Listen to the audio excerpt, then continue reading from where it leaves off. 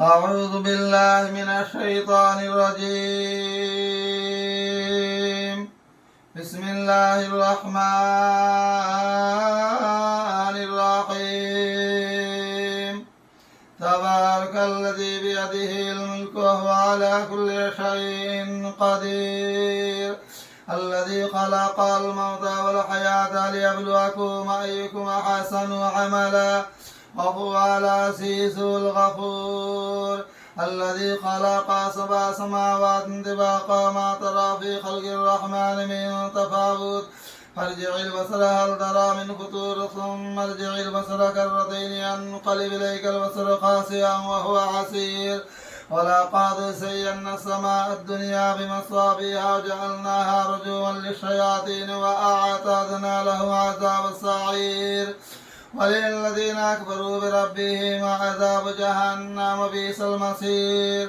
إذا ألقوا بها سمعوا لها شهيقا وهي تفور تكاد تميز من الغيظ كلما ألقي فيها فوج سألهم خزنة ألم يأتيكم نذير قالوا بلى قد جاءنا نذير فكذبنا قلنا ما نزل الله من شيء أنتم إلا في ضلال كبير.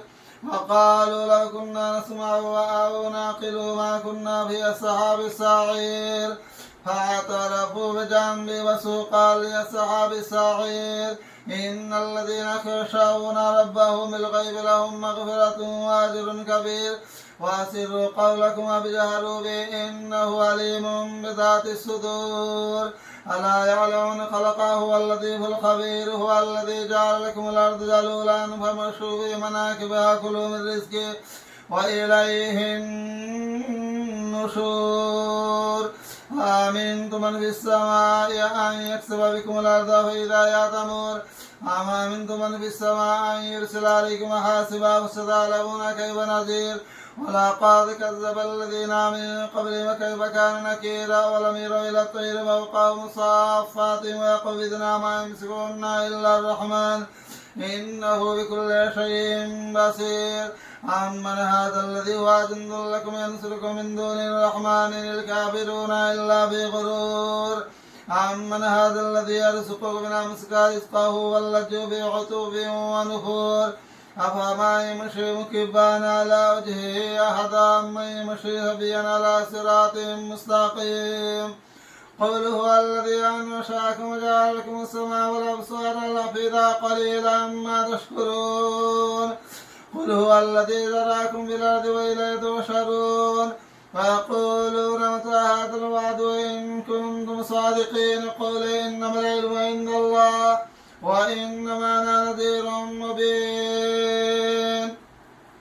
فلما رأوه زلفة سيئت وجوه الذين أكبروا وقيل هذا الذي كنتم به تدعون.